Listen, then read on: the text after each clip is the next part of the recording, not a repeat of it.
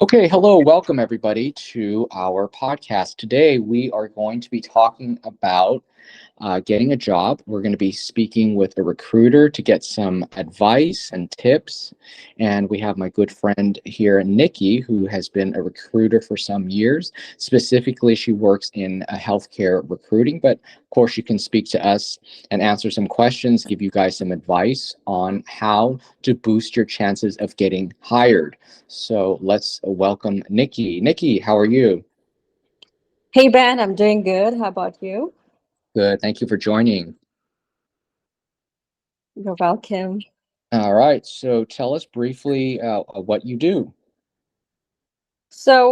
Basically, I'm a healthcare recruiter. I'm working for a US-based company, which is located in Virginia. So, I have experience for almost 3 years now working as a recruiter. Okay, great. And you do specifically healthcare professionals, recruiting for healthcare professionals. But of course, there are certain things that overlap between any type of job in terms of what a recruiter or a hiring manager is looking for. So let's talk about some of those things. I imagine you have a lot of resumes coming across your desk. So can you tell Mhm. what are some things that you look for in a resume? What are some do's and maybe some do's and don'ts on a resume? Yes. So since I'm a recruiter for almost 3 years of now, one of the major things which I have noticed is that healthcare workers often what they do is they find difficult to find a job because they do not properly update their resume. So let's say whenever you apply for a job, the most important thing is your resume, right? Yeah. So a hiring manager, they get an idea of your experience from your resume, and your interview is based on it. So if you don't properly update your resume, your profile often get declined, and you might not even know why, because many of the interviewers they don't even consider it necessary to provide a reason. So So when you say you should keep your resume updated, do some people actually provide resumes where, let's say, their last job was several years ago, like they don't even put what their current job is? yes, I Wow. mean sometimes I get resume which were lastly updated in 2020. I don't know why they What? do that. Yes. So you know let me share one of my personal experience what happened to me. Hmm. So I posted a job of RN correctional, and there was only one requirement, and I received 3 or 4 resumes in my email. So since it was a hot position, like it was an What type urgent of need, job was it for? a correctional job, basically RNs who work in prison, like who take care of Oh, prisoners. you put out a job posting searching for nurses who specifically work in prisons, correctional facilities. That is correct, RN correctional. Okay, go ahead. And then, Yes. So so it was a hot job, so I needed to submit a profile quickly. mhm, So I picked the most updated and attractive resume mhm, out of like 4 profiles and submitted it to the mhm. hospital. Yeah. And luckily I got the offer for that nurse. But what happened is a few days later, one of the applicant, like out of like 4, she reached out to me and asked, like, what happened with the job since I shared my resume with you. So I told her the job was offered to someone else because I saw your resume and I didn't show any, it didn't show any correctional experience on it. So I didn't forward your resume. So she be like, no, I even have 2+ years of experience working and is as a correctional, even though I'm working in North Carolina in a correctional hospital. So I do have good experience. But from this, I just wanted to share this with everyone. Like, no matter how much experience you have, if it's not listed in your resume, it holds no value. So I she lost the job. okay. So she's applying for a job at a correctional hospital, and correctional hospital meaning the hospital for prisoners, right? Inmates. Like usually these are prisoners, Yeah. prisons. I'm sorry, prisons, Yeah. and they need nurses to take care of the prisoners. People in the prison who are sick. Okay. That is correct. Hmm. And so this candidate, she's applying for a nursing position at a correctional facility, which is a prison. So she's applying Hmm. for as a nurse as a nurse in a prison, but she didn't put in her resume that she had worked in a prison before as a nurse. And why wouldn't she do that? That's, of course you would put that, right? Right, but there might be one reason, because what they do is usually the travel RNs they do. They are working in a agency, and then they look for other 13 weeks. Like they just want to secure a contract for themselves. So she just shared her resume with me, expecting that I'm gonna text her or I'm gonna call her and ask like, "Hey, why didn't you put your correctional experience? I'm looking at your resume." But I we do that usually, but it's not the case every time, because that was an urgent need. So I didn't have time to call all the 3 or 4 candidates who called me to see why didn't you put your experience.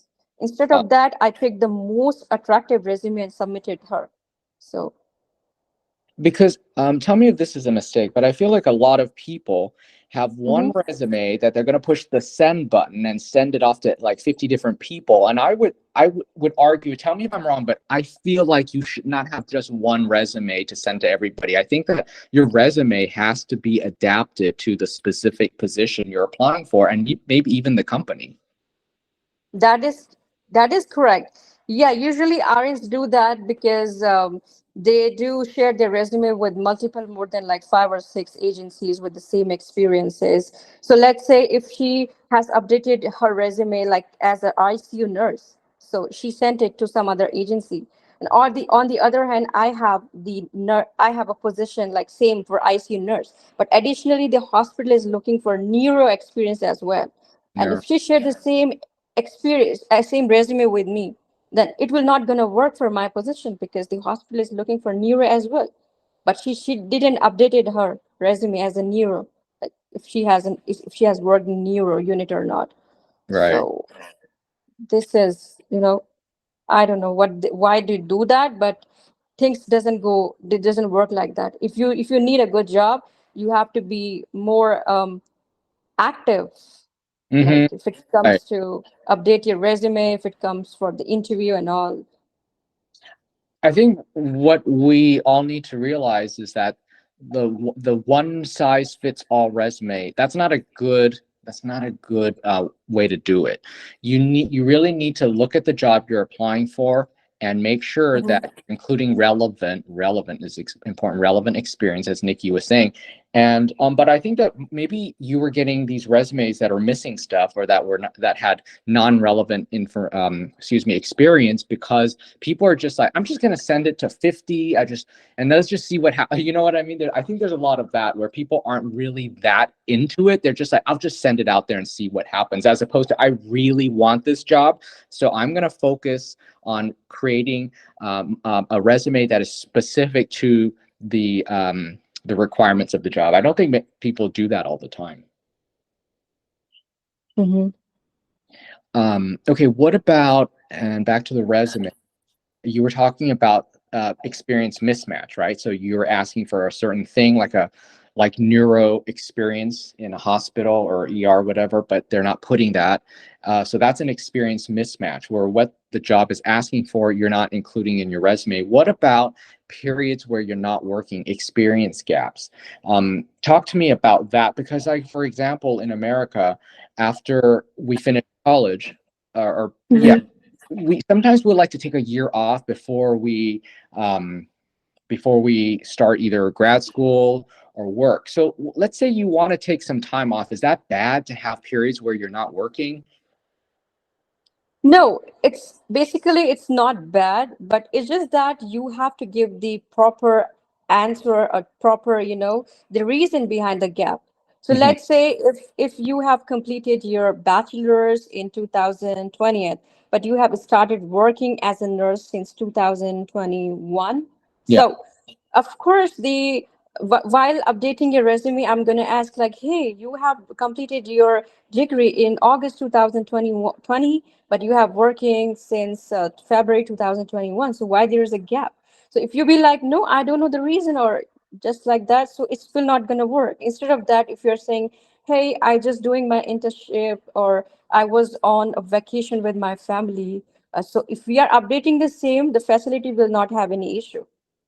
Oh, They, you just have to have a yeah, reason. yeah. there might be reason, like a perfect reason behind your gap. Because and there are a lot of gaps. Since I'm updating a lot of resumes every day, I find a lot of gaps. And then when I call them, hey, there is a gap, weren't you working for 4 months or 5 months? They were like, no, we were working, but it's just that I didn't updated my resume. So this Oh, is not, like, this is insane. Like, I don't know. Because we usually ask this when we have time to submit the profile, when we have bulk of needs. But if there's an urgent need, then you might risk to lose the job because you haven't updated it. And every recruiter are not same. They will just gonna pass your resume like, hey, there's a gap, so let's proceed with the another candidate.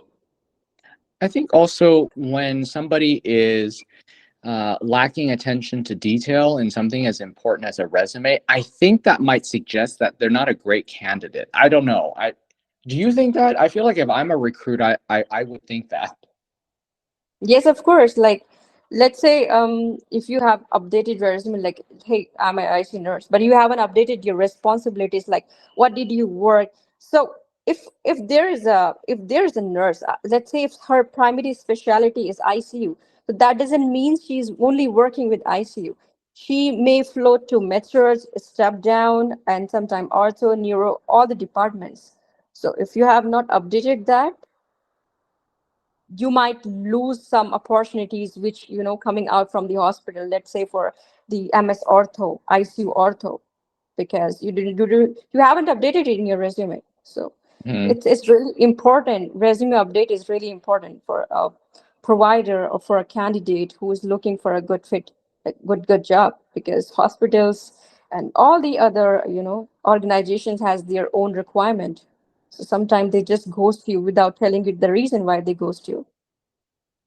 So what you're saying is make sure you state the experience that is relevant to the job you're applying for, because I mean it's just practical, it's common sense. You want to be as competitive as possible. There are a lot of candidates in the pool. So um, what about this? There's a saying that it's easier to find a job when you already have a job.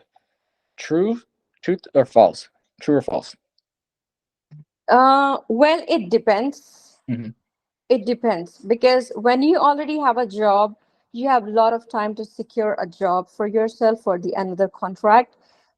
But there's a D factor, because sometimes, like you said before, they go and share their resume with 10 to 15 healthcare departments, healthcare recruiters, and then they expect that they will get a job, but they do not do research properly. They do not research about the hospitals and all. So I don't think.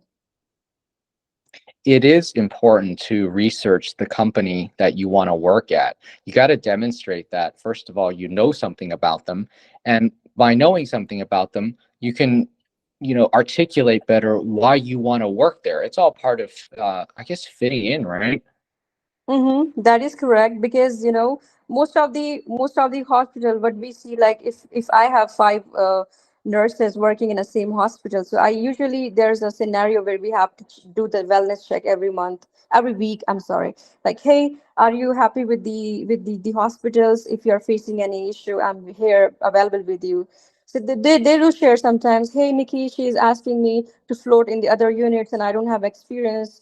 And sometimes the hospital, they just put a lot of pressure to the nurses.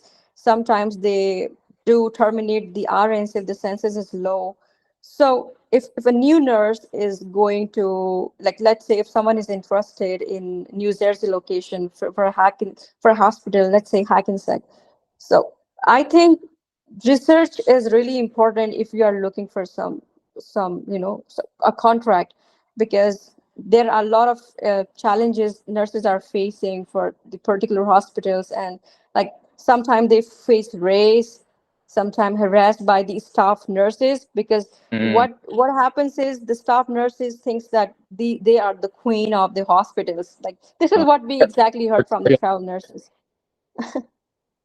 Mm-hmm. So, like, That's why, doing research is really important, because sometimes nurses go on the first week of their contract, they just like, okay, I do not want to work here. Is there any way I can do serve a notice period? Um, because I'm not feeling comfortable, or nurses are being rude with me, and the charges is not happy with me. She's asking me to work additional. She's asking me to do OT and all. So sometimes they face challenges if they don't do research. Okay, so if they're not liked, if they don't fit into the culture of the company, the hospital that they're working at, that's really important. Okay, so you recruit for jobs in the U.S. Your clients are all American, and you work for a multinational company. And Mhm. so in America, we're really big on this idea of corporate culture and fitting into the culture of the job. So Mhm. that is another reason why you should definitely uh, do some research on the organization that you're applying to, right? Because would you say that um, when it comes down to experience and just the hard facts, and um, they'll ultimately hire the person that fits in better, right? Like if there's two people that have Mhm. the same experience. That is correct, because while you will give the interview, they usually go for the video interview, and then they, instead of like including with all your experiences, they will also gonna check your body language, the way you talk, Yes. and your attitude and all. They observe everything, because being a travel nurse, or being, if you are going to the another organization, they will gonna check if you are a good fit or not, because you will gonna see a lot of people with different attitudes there. So they observe that if you are a good fit or not, if you were able to survive with them or not, because it's really important for the hospital to make a good environment. For So they, everybody to be unified. yes, that is correct. So, okay, with you guys, your interviews are online, all online, or is it ever in person, or is that sort of the way it is now post COVID, that all interviews are online? Yes, all the interviews are always online. Like, first, as a recruiter, we take their first interview, we merge their profile, we send it to the client, and then the client sent their profile to the hospitals. So, hiring manager review their profile, and if they find the candidate good fit, they go and they do call them, like interview call, and then they do a call interview. So sometimes what happens is, like, 80% of the job, a travel contract in USA, are auto offers job.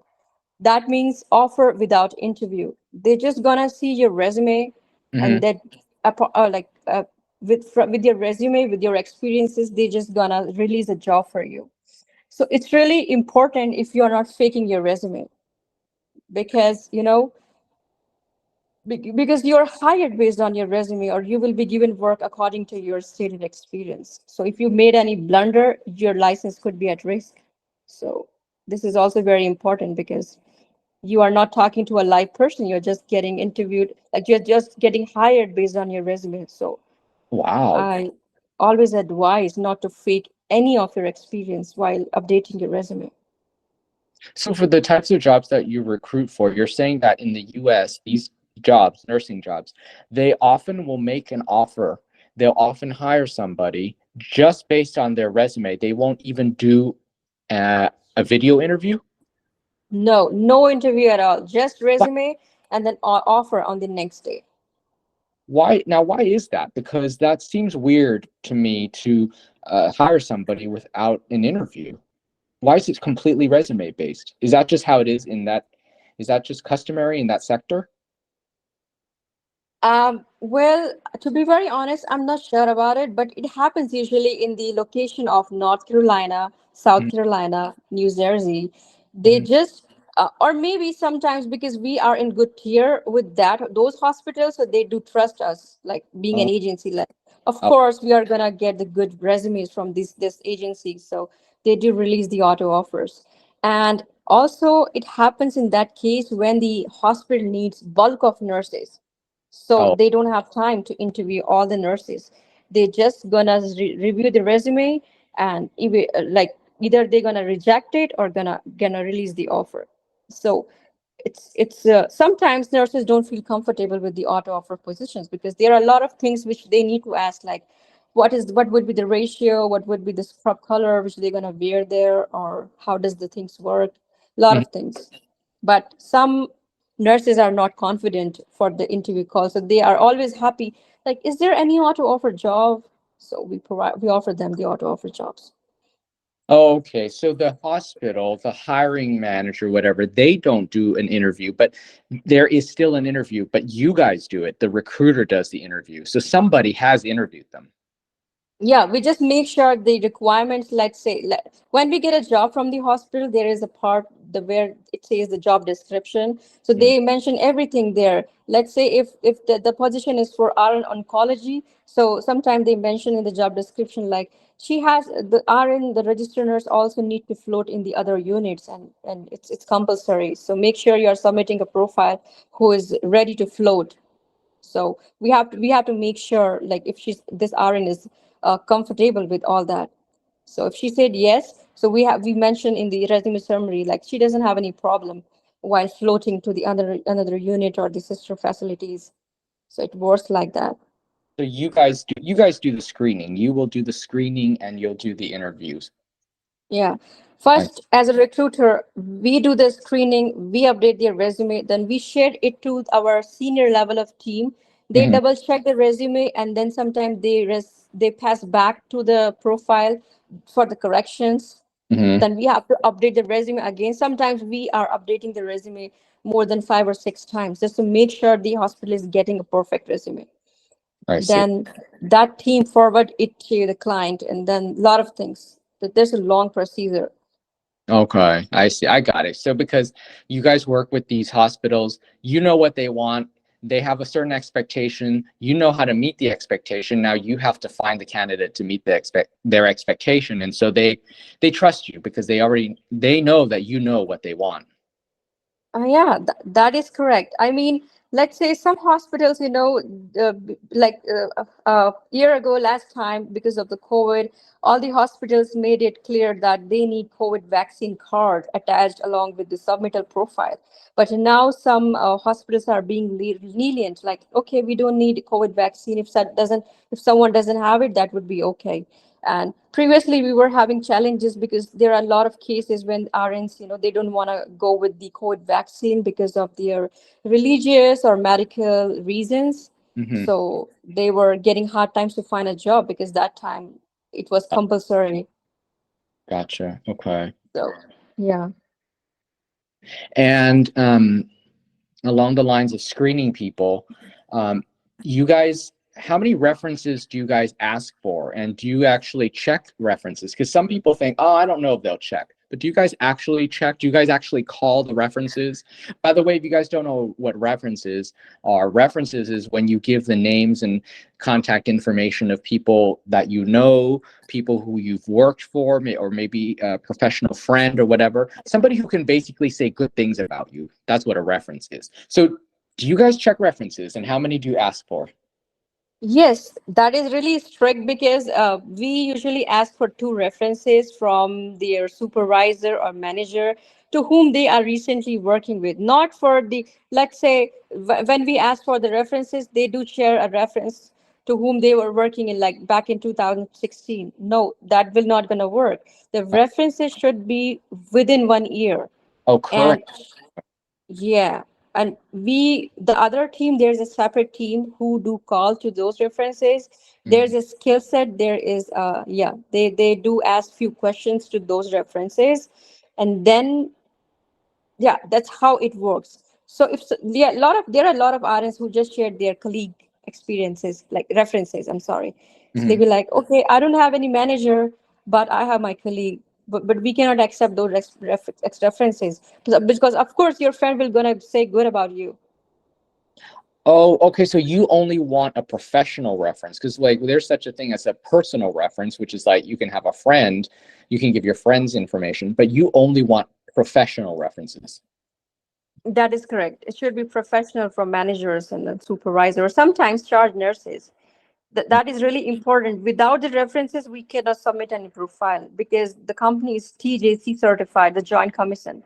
We cannot do any fake things or any things which is against to it. It can risk our job, can risk our company. So we are not allowed to do that, Mhm. because most of the time we hear from nurses, hey, we really need a job, please submit our profile and we will share the resume later. So, and sometimes when we used to do that previously, we were being lenient, but then what happens is when they get the offer during the onboarding, we are tired of we tired of asking like, hey, please provide us references, and they'd be like, no, I don't have any like this, and then somehow, they ended up getting declined by the client because references are really important. And then it was a waste of time for you guys. That is correct, because we do spend money on their drug test and lot of tests, TB tests and all. Hmm. So it's really important for us to do a screening before submitting their profile. So there are a lot of strict rules because of that. Okay, so you talked about you guys have to do a drug test, so which leads me to the next question, which is like you guys do background checks, right? Correct. Hmm. What does it involve? What are you looking for in somebody's background check, and like how do you do it?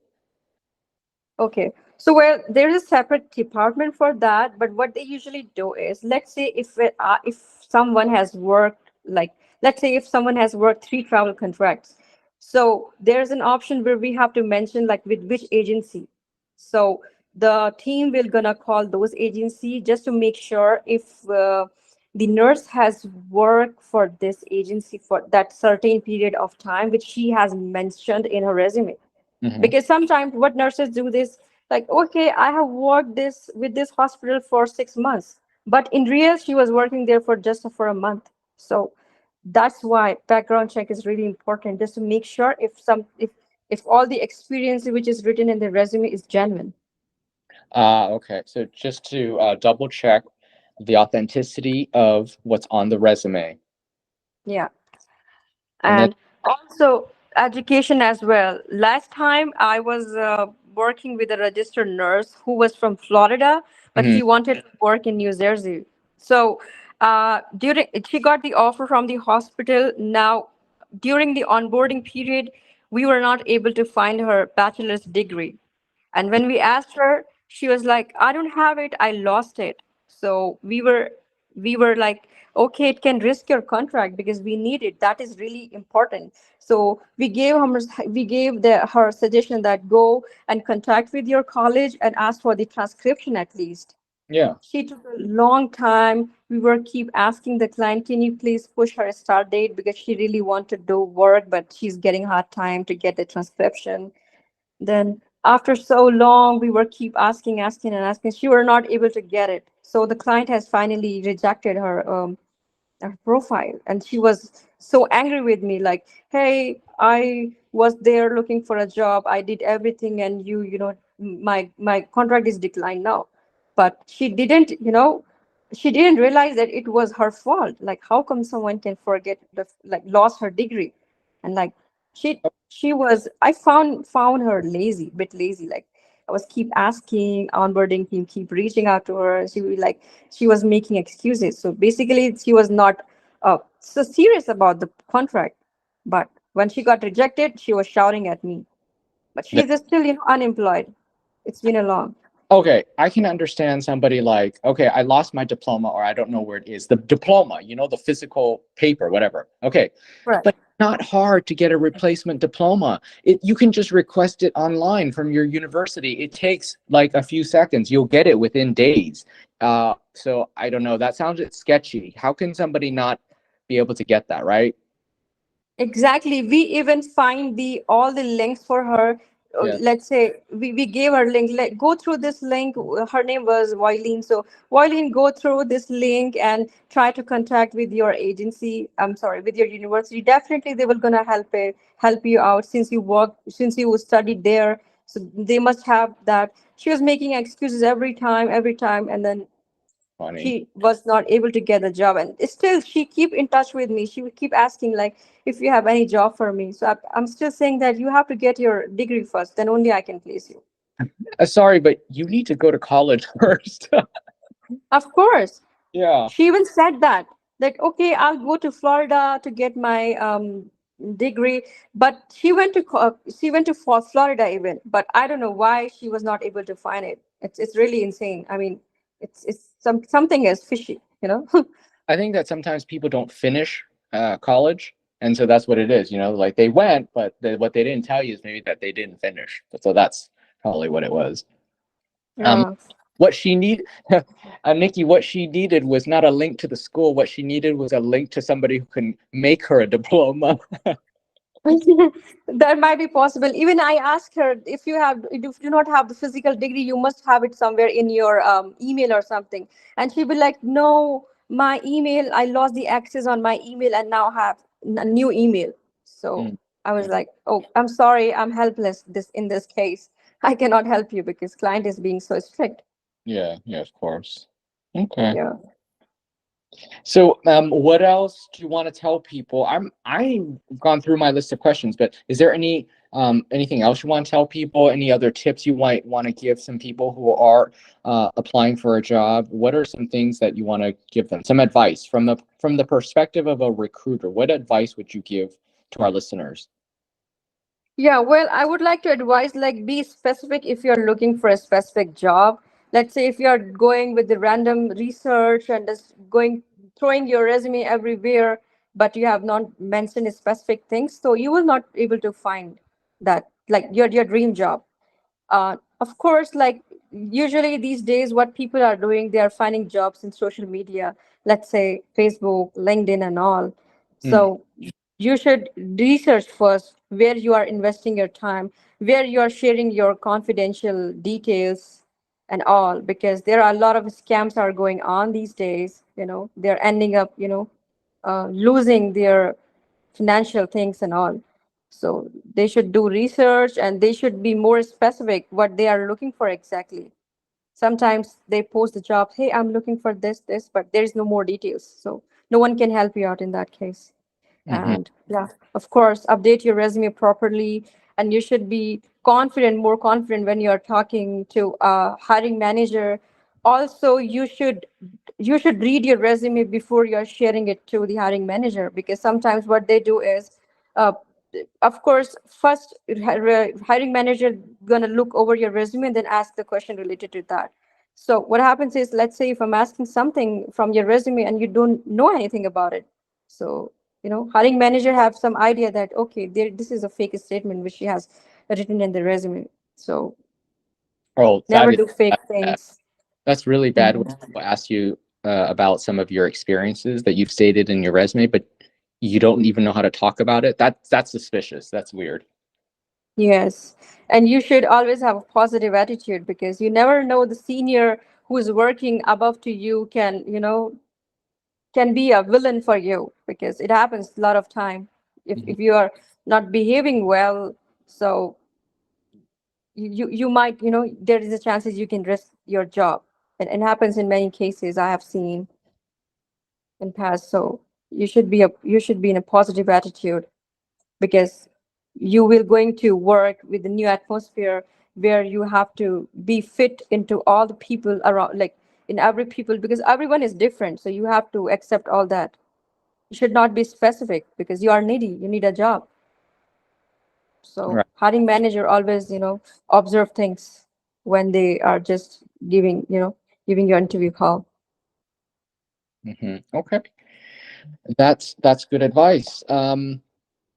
I guess this is good. So let's end here. Let's wrap up, and of course we can have another podcast with additional advice as well. But I think we're good for this episode. Nikki, thank you so much for joining. It was a pleasure talking to you, and thank you for providing such great advice and some insight into what you do as a recruiter. Thank you very much, Nikki. Thank you so much, Ben. It was my pleasure being here, and thank you for giving me a chance. Thank you. Okay, you're very welcome. And everybody, thank you so much for joining us. And please join us for our next episode, next podcast, and don't forget to subscribe. Thank you very much. See you guys later. Bye. Bye for now.